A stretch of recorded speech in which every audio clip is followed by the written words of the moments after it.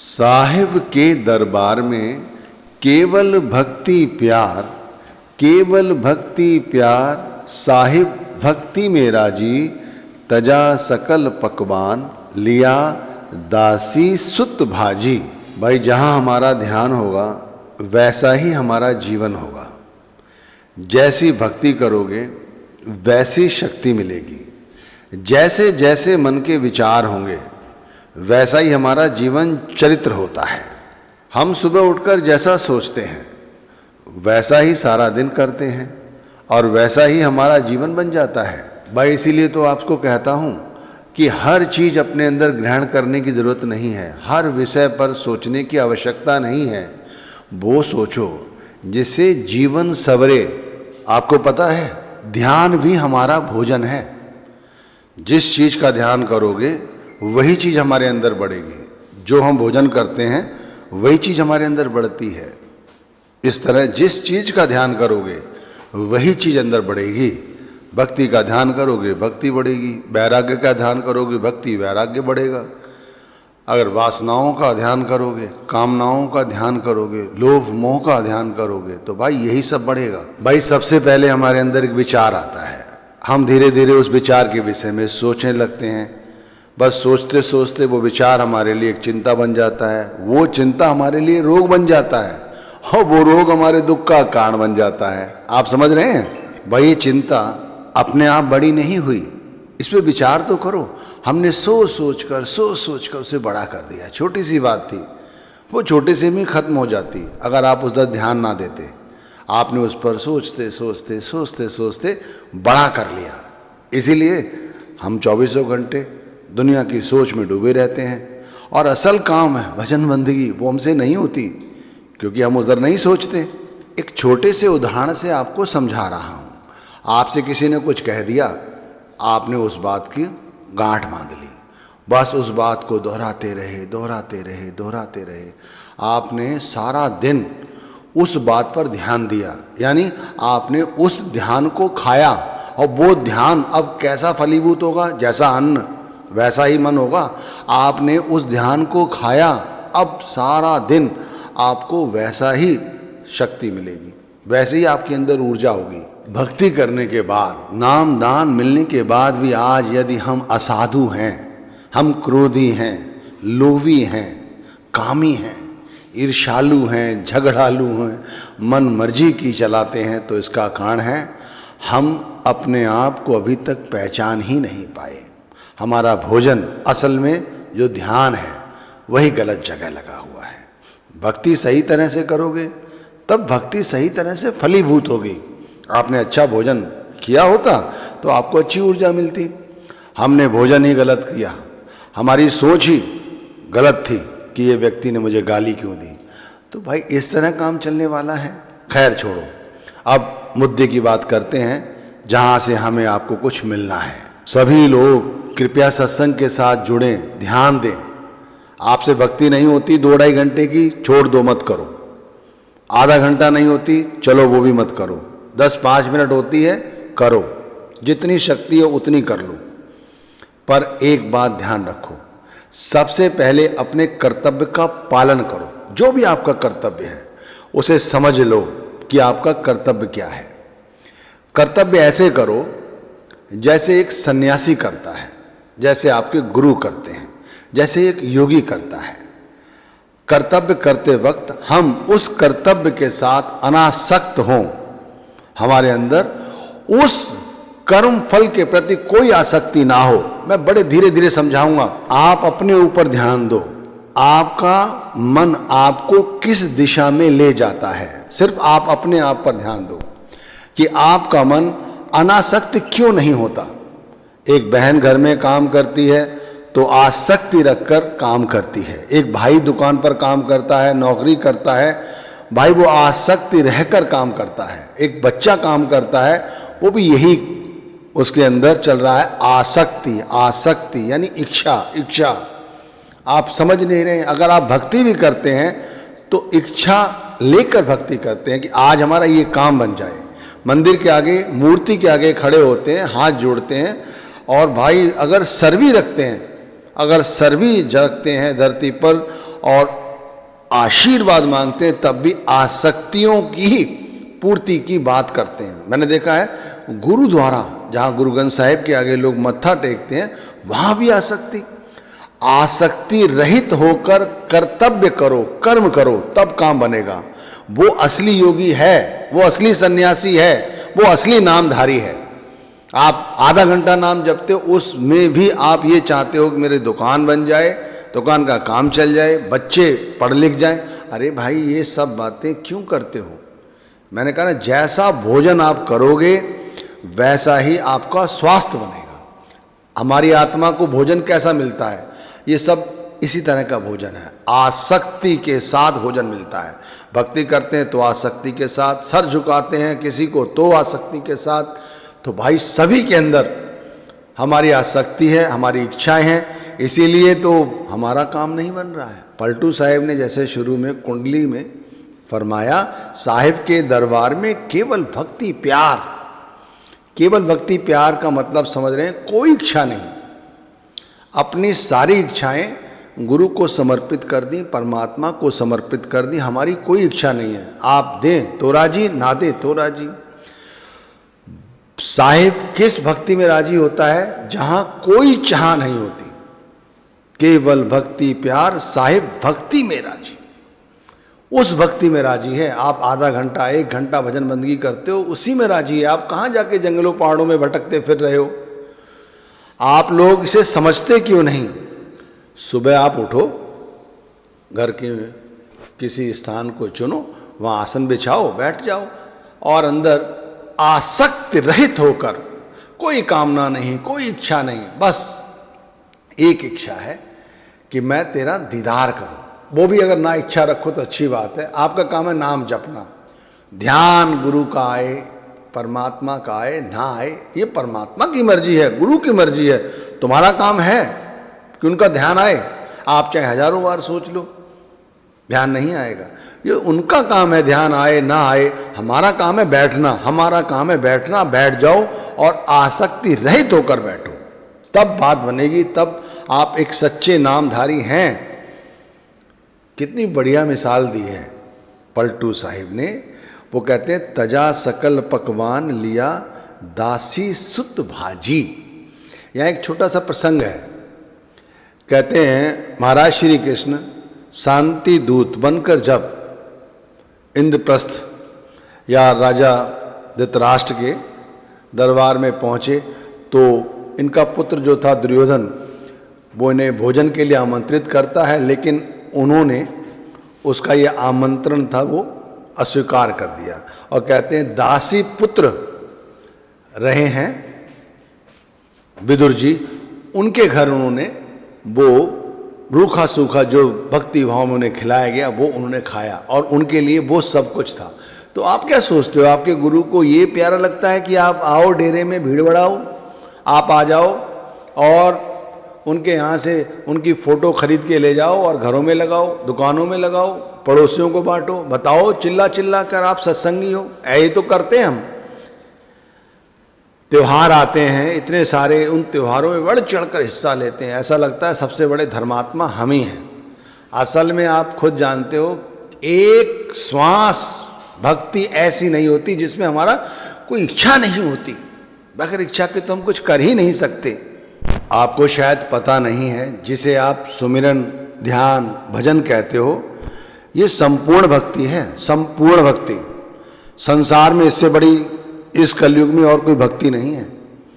गुरु से नाम दान मिल जाए, गुरु मंत्र मिल जाए, उस मंत्र का जाप करना, इससे बड़ी संसार में कोई भक्ति नहीं है। और यदि आप इस भक्ति को करें, वो भी निस्वार्थ भाव से, आसक्तियों को त्याग कर, आपकी किसी भी इंद्रिय तृप्ति की कोई कामना ना हो, आपसे बड़ा कोई धर्मात्मा नहीं है। आपको कुछ नहीं करना है, आपको सिर्फ ध्यान लगाना है आसक्ति रहित होकर। जिस दिन आपने आसक्तियों का त्याग कर दिया, उस दिन आप परमात्मा तुल्य हो जाएंगे। आपको गुरु मंत्र इसीलिए दिया गया है कि आसक्तियों का त्याग करो, परमात्मा इच्छा को ही अपनी इच्छा समझो। हमारे कर्मों का लेखा जोखा हमें एक दिन हिसाब देना पड़ता है, और देना पड़ेगा, दे रहे हैं। आप क्या समझते हैं? आप उन कर्मों का भुगतान कर लोगे ना थोड़े से नाम जप करके? नहीं कर पाओगे भाई, इस जन्म में बिल्कुल नहीं हो पाएगा। आप किस ख्याल में हो? भक्ति करो, थोड़ी करो, आसक्ति रहित होकर करो, जीवन सन्यासियों की तरह बिताओ, साधुओं संतों की तरह बिताओ, गुरु से कुछ सीखो। इसके लिए ये नहीं है कि आप आडंबर करो, घर में गुरु की फोटो लगाओ, वस्त्र बदल दो, ये करो वो करो, माला चढ़ाओ, घंटियां बजाओ, ऐसा कुछ नहीं करना है। अपने आप को ध्यानस्थ करना है, अपनी इंद्रियों से ऊपर उठना है, अपनी आसक्तियों से ऊपर उठना है। मन में कोई इच्छा ना हो, भूखे हो, भूख लग रही है, खाना भी सामने रखा हुआ है लेकिन आप खा नहीं पा रहे हो, आपको बीमारी है, आपके पास कोई खाना देने वाला नहीं है, उठा के खाना खिला दे क्योंकि आपका शरीर काम नहीं करता, आप बीमार हो, तो इसमें भी आपको कोई दोष देने की जरूरत नहीं है। ये हरी इच्छा है, स्वीकार करो। कोई ना कोई ऐसा प्रारब्ध रहा होगा कि देखो सब कुछ है हमारे पास, फिर भी हम इस भोजन को नहीं कर सकते, हमारे पेट में दर्द है भूख के मारे। देख लो आप, पूरी जिंदगी आदमी मेहनत करता है, धन कमाता है, इन्हीं बच्चों के लिए आसक्ति रखकर पता नहीं कितने कितने बुरे कर्म भी करता है, पाप इकट्ठे करता है, फिर यही बच्चे एक दिन हमारे साथ क्या नहीं करते। आजकल क्या है, आजकल बहुएं क्या करती हैं, आते ही सोचती हैं बस कि उनका पति हो गया है तो उन पर ही खर्च करे, सब कुछ उनका हो जाए, और चाहती हैं उन्हें पुत्र प्राप्त हो जाए। पुत्र प्राप्त होने के बाद भी अपनी सास से नफरत है उन्हें, उनका बेटा उनके पास क्यों बैठता है, क्यों उनकी सुध लेता है, क्यों उनसे बगैर पूछे उन्हें कुछ दे देता है, और खुद अपने बेटे को पाल रही हैं, क्या उन्हें दिखाई नहीं देता? क्यों वो अंधी बहरी हो गई हैं कि उनके साथ भी सब कुछ ऐसा ही होगा? परमात्मा तो भाई इंच इंच का हिसाब रखता है, इंच इंच का। तो असल समझो, अगर आज किसी व्यक्ति का मन भक्ति में नहीं लगता, उसका ध्यान नहीं बनता, तो इसका मतलब वो ध्यानस्थ कभी हो ही नहीं सकेगा, क्योंकि उसने अपने अंदर ऐसा कचरा भरा हुआ है और भरे जा रहा है। घर से निकलते वक्त किसी पड़ोसी ने कुछ कह दिया, बस उसकी बात रख ली। किसी रिश्तेदार का फोन आ गया, कुछ कह दिया, अरे भाई उसने कैसे कह दिए। ये बातें तो हैं हमारे जीवन में, और क्या है। दुकान पे काम करते हैं, मालिक ने कह दिया भाई ऐसे नहीं, सामान ऐसे रख दो, तेरी ऐसी तैसी, कैसे कह दिया तूने, बस मन में बात रख ली। अरे क्या है, जैसा मन को भोजन दोगे, जैसा ध्यान करोगे, सारा दिन पड़ोसी का ध्यान, सारा दिन मालिक का ध्यान, सारा दिन सास का ध्यान है, इसी तरह सारा दिन काम का ध्यान, आसक्तियों का ध्यान, वैसा ही हमारा जीवन बनता चला जाता है, ऐसे ही हमारा ध्यान बनता रहता है। फिर ध्यान नहीं लगता, सुमिरन के समय ये चिल्लाते हो, हमारी जगह आप सुमिरन कर लो, कोई और तरीका बता दो, शॉर्टकट तरीका बता दो जिससे सुमिरन सही तरह से बन जाए। ध्यान सही तरह से करने का मतलब है वो 10-15 मिनट जब आप नाम जप करते हैं वो तो है ही, वैसे भी आप अपने अंदर अच्छे विचार धारण करो। जैसे हम सुबह माना पार्क में टहलने जाते हैं, कोई हमारा शत्रु भी दिख जाता है, कोई मित्र भी दिख जाता है, कोई ऐसा पड़ोसी भी है जो बीमार दिख जाता है, सबके लिए आप प्रेम रखो। शुरुआत यहाँ से करो, घर से निकलते हो जो भी दिखाई दे सबसे प्रेम करो। किसी ने आपका दिल दुखाया है, घटियाई की है, किसी रिश्तेदार ने ही आपके साथ कुछ किया है, फंक्शन में मिल गया है, कोई बात नहीं, आप क्षमा कर दो, अपने अंदर अच्छे विचार धारण करो। जैसे जैसे आप अंदर अपने अच्छा महसूस करोगे सबके प्रति, आपकी मन की दशा जो है वो बदलेगी। जो मन दुखी रहता है, कुंठित रहता है, ईर्ष्यालु है, क्रोधी है, लोभी है, वासनाओं में युक्त है, वो धीरे धीरे धीरे धीरे सही रास्ते पर आएगा, उसे सब में प्रेम नजर आएगा, वो सबके साथ प्रेम करेगा, सबको अपना जानेगा। जब ऐसी विचारधारा बनेगी, आप सुमिरन करने बैठो, आपके मन में किसी पड़ोसी का ख्याल आ गया, आप उधर नहीं जाओगे, उसकी अच्छी बातें याद करोगे। तो भाई सबसे पहला ध्यान सही तरह से होना चाहिए, दूसरी बात आसक्ति रहित, और तीसरी बात जो बहुत ही महत्वपूर्ण है, आप सभी को जाननी चाहिए चीज है हमारा मन, जिस कारण हम अपनी भक्ति सही तरह से नहीं करते, जिस कारण हम सांसारिक इच्छाओं के प्रति भागे भागे फिरते हैं, जो पल भर के लिए हमें आसक्ति रहित नहीं होने देता। ये मन ही है जो हमें गुरु भक्ति नहीं करने देता।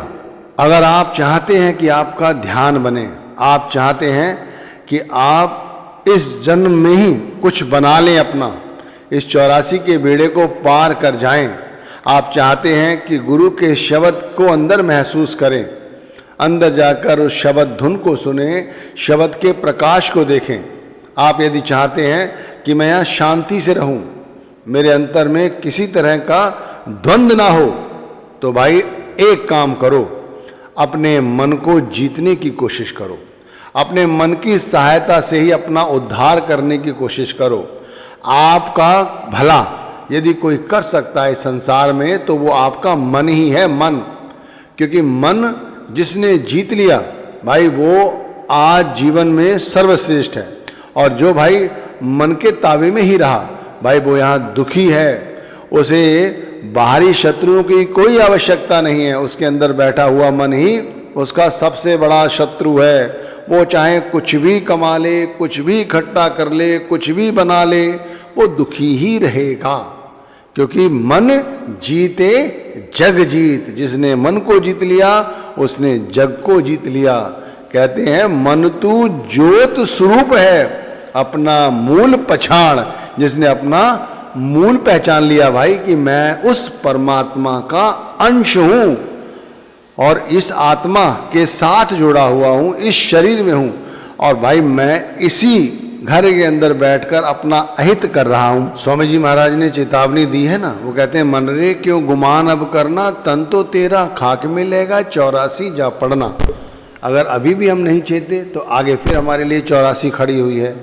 तो हमारे लिए हमारा मन ही सर्वश्रेष्ठ मित्र है और हमारा सर्वश्रेष्ठ शत्रु भी यही है। यदि हम कुछ बनना चाहते हैं तो भाई इसी मन के द्वारा ही बन सकते हैं। मन को अच्छा अच्छा भोजन दो, मन को अच्छी अच्छी बातें समझाओ, मन को समझो वो चाहता क्या है। बेमतलब में किसी व्यक्ति के विषय में हमने अपने अंदर विचारधारा गलत बना रखी है, इसीलिए जैसे ही वो व्यक्ति सामने आता है या उसकी सोच आती है उसके विषय में हम कुछ ना कुछ बोलने लगते हैं। अगर नहीं बोलते हैं तो मन बोलता है, मन 24 घंटे बकबक करता रहता है। और जिन्होंने मन को साध लिया है, जिसने अपने आप को समझाया है कि यहाँ तो सारे के सारे मित्र हैं, सारे के सारे परमात्मिक रूप में आंशिक आत्मा है और जो शाश्वत है, तो भाई उसके लिए तो यहाँ सब उसके प्रिय हो गए। अब ऐसा समझाओ तो सही। अगर माना कोई रोग लगा हुआ है, मन त्राही त्राही कर रहा है कि अब मैं बचूंगा नहीं, अब मैं बचूं, अरे उसे समझाओ आज बच जाओगे, कल तो मरोगे, कल भी यही करोगे, रोगे। अरे भाई तो मरना तो सच है, ऐसे समझाओ अपने आप को। जब सुमिरन करने बैठो, ध्यान नीचे गिरे तो मन को समझाओ, क्यों सांसारिक वासनाओं की ओर जा रहे हो भाई। अरे यहाँ बैठो, नाम के साथ जुड़ो, नाम की भजन बंदगी करो, मन नहीं रुकेगा। तो दिन में जब आप कार्य व्यवहार करते हो और मन सांसारिक चीज़ों के साथ जुड़े, तब समझाओ बेमतलब की कामना क्यों कर रहे हो भाई। हाँ, अगर हम इसे पा भी लेंगे तो क्या फ़ायदा होगा। किसी चीज़ का मुनाफा है, माना 10,000 है और आँख पलटते ही या चोरी करो, आपको वो 20,000 में, 30,000 में या किसी भी धन रूप में अधिक बढ़ जाए तो आपको अधिक मिल जाएगा, तो आपका क्या बन जाएगा। एक सुकून है और कुछ नहीं कि भाई हमने 10 के 20 कर लिए। असल में आपने पाप कितना कमाया आप नहीं समझ रहे हैं। जो आज शांत हृदय है, जिसका हृदय शांत है, जो शांति में रहता है, जिसे सुख दुख नहीं सताते, जो गुरु इच्छा परमात्मा इच्छा में ही खुश रहता है, इसका मतलब है उसने अपने मन को समझा लिया है। उसके ध्यान में हमेशा मन बकबक नहीं करता, वो बेमतलब की बातें सोच सोचकर अपने घर में कचरा इकट्ठा नहीं कर रहा है। हम तो भाई बेमतलब का कचरा अपने अंदर इकट्ठा करते चले जा रहे हैं। वाणी की शुरुआत कहाँ से की गई? साहिब के दरबार में केवल भक्ति प्यार, और चेतावनी के रूप में समझाया मन रे क्यों गुमान अब करना। किस तरह से दोनों बातें आपको समझाई गई, किस तरह से समझाया कि भजन बंदगी हमारी तब सार्थक होगी, हमारा ध्यान तब लगेगा जब हम आसक्ति रहित होकर इच्छाओं को त्याग कर कर्म करें। कर्म ऐसे करें जैसे यज्ञ किया जाता है, जैसे भक्ति की जाती है। दुकान पर कोई ग्राहक आया, यज्ञ क्या है, कर्म यज्ञ कैसे हुआ, तो साधारण से शब्दों में आपको समझाता हूं। जैसे दुकान पर कोई ग्राहक आया, आपका काम है उसे अटेंड करना, उसने लेना ना लेना उसकी अपनी मर्जी है। आप उसके साथ किसी भी तरह से अपना लोभ की इच्छा, अंदर आसक्ति ना पालने कि ये सामान लेकर ही जाए या हमें कम पैसे क्यों दे रहा है, ऐसी इच्छा। जैसे घर में कोई आपके मेहमान आया है, वो अच्छा है या बुरा है वो जाने, हमारा काम है अतिथि रूप में हमारे घर ईश्वर आए हैं, आप उसका आदर सत्कार करें, बस इससे ऊपर नहीं। जैसे जैसे जैसे जैसे जैसे जैसे आप ये करते चले जाएंगे, आपके अंदर धैर्य आता जाएगा। ये धैर्य मन को साधना हो गया, वैसे मन को साधोगे नहीं सदेगा। पहले अपने अंदर भक्ति पैदा करने से पहले भाव तो भक्ति के लाओ। जो व्यक्ति किसी का दिल दुखाता है वो भक्ति नहीं कर सकता, उसकी भक्ति नहीं बनेगी। सभी में ईश्वर बसता है, सभी में परमात्मा है, सभी में शब्द है सोचकर किसी का भी दिल ना दुखाओ। भाई सच्ची भक्ति करने वाले तो रोड पे चलते हुए ये भी कोशिश करते हैं कहीं उनके पैर के नीचे कोई चींटी चींटा तो नहीं आ रहा है। मुंह से तो वो खैर क्या बोलेंगे, समझ गए आप। तो भाई असल सत्संगी बनो, असल नामधारी बनो, इच्छाओं को त्याग कर अपने मन को अच्छा भोजन दो और अच्छी अच्छी चीज़ों का ध्यान करो, जिससे आपका